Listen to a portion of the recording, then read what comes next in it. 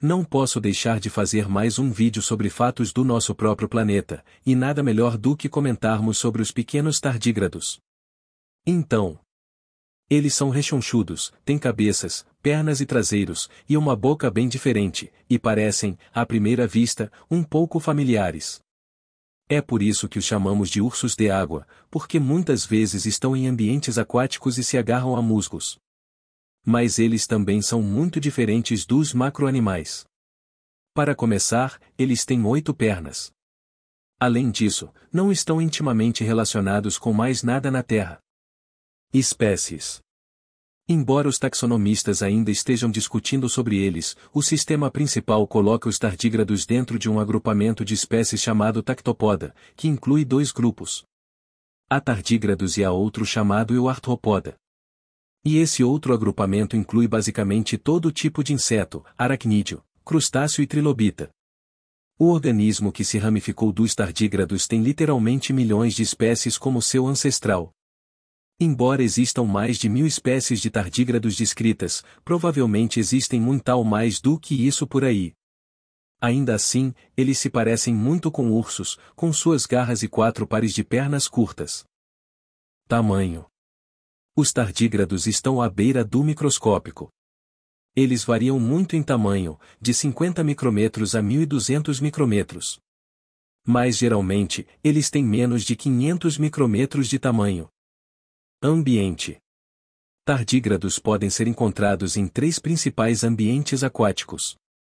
Alguns vivem em água marinha ou salobra, outros em águas doces como lagoas, lagos e rios, e depois aos habitats terrestres, mas isso não é exatamente o que parece. Veja, tardígrados vivem no que consideraríamos terra, mas vivem agarrados à água das plantas e sujeira. Esta pequena quantidade de água, embora quase invisível para nós, pode ser o mundo inteiro de um tardígrado. Localização. Eles ocupam quase todos os lugares da Terra, do Ártico à Antártica, desde a areia da praia, rios, lagos, riachos, musgos, líquens, algas e plantas. Embora sejam aquáticos, os tardígrados não nadam, eles caminham. Em água doce, vivem entre a vegetação. Alimentação. Se alimentam principalmente do conteúdo celular de plantas e algas perfurando as células com os 2 estiletes que têm em sua parte bucal, mas algumas espécies se alimentam de organismos unicelulares ou até mesmo de outros microanimais, incluindo rotíferos e também outros tardígrados. Características. Algumas espécies de tardígrados têm olhos, além de ajudá-los a parecer super fofos, também confundem a mente porque não são exatamente olhos. Para ser um olho, precisa ser um órgão. Para ser um órgão, necessita ser composto de tecidos que são feitos de células. Mas cada olho de tardígrado é, na verdade, uma única célula fotoreceptora. Tardígrados também são cobertos por uma espécie de pele, ou casca, chamada cutícula. A coloração é produzida pela pigmentação da cutícula e também pelo conteúdo do trato digestivo. Cinza, azulado, amarelo, marrom, avermelhado são cores comuns. Essa cutícula sempre permanece do mesmo tamanho, e portanto deve ser trocada à medida que o tardígrado cresce. Algumas espécies de tardígrados depositam seus ovos nessa cutícula, que se expande para contê-los. E então, quando a cutícula é trocada, os ovos permanecem dentro dela, dando-lhes uma camada extra de proteção contra predadores vagantes. Se esses ovos conseguirem evitar serem comidos, eles vão eclodir em pequenos tardígrados, que, estranhamente, têm o mesmo número de células que sempre terão. Mas suas células, e portanto seus corpos, crescerão maiores. Os tardígrados são complexos para animais tão pequenos, eles têm sistemas digestivos e glândulas salivares, até mesmo pequenos cérebros. Os mais complexos têm mais de 40.000 células. E sim, quando terminam de extrair nutrientes de sua comida, precisam se livrar dela como o resto de nós.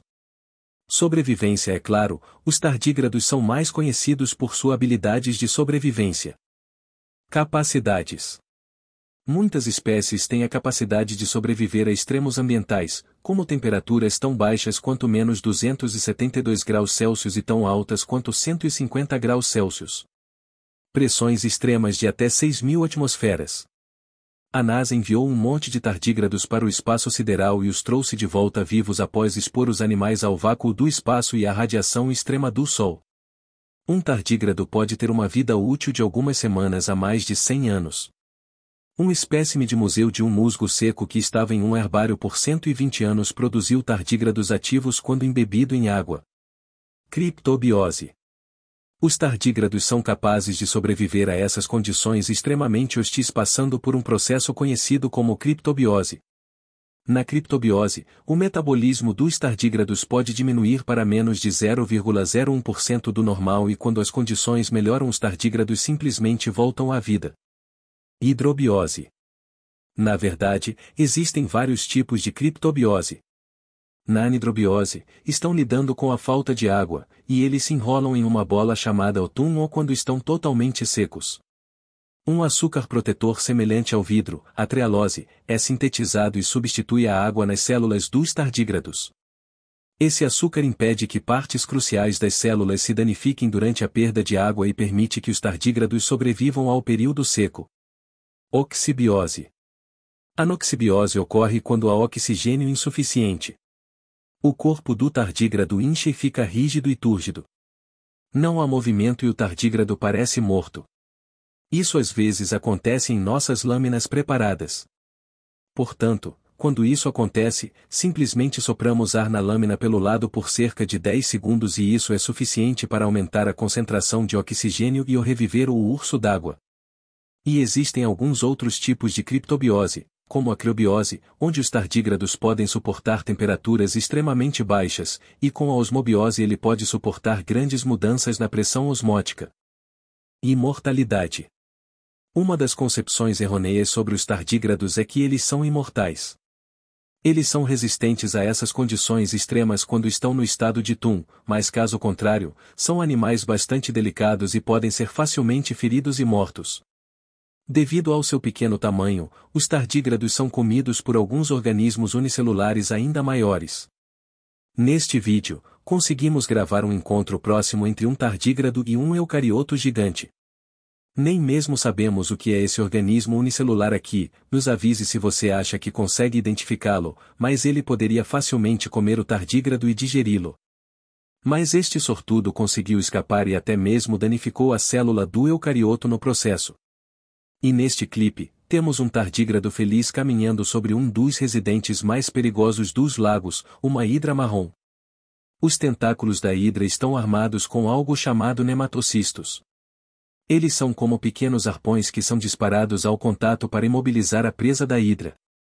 Este urso d'água foi ou muito sortudo ou pequeno demais para ativar os nematocistos e, portanto, escapou de um final desolador.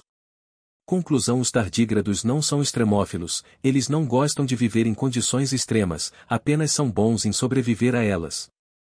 Nesse sentido, talvez sejam algo como nós. Às vezes, também passamos por situações que pensávamos ser impossíveis. Mas, todas as coisas sendo iguais, tanto os tardígrados quanto nós só queremos um lugar legal para viver, muita comida gostosa e, sempre que possível, não sermos expostos ao vácuo do espaço.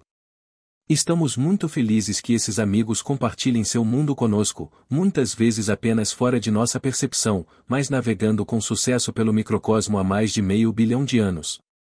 Obrigado por assistir a mais um episódio de Fascínio do Desconhecido. Não se esqueça de deixar o gostei se achou o vídeo interessante.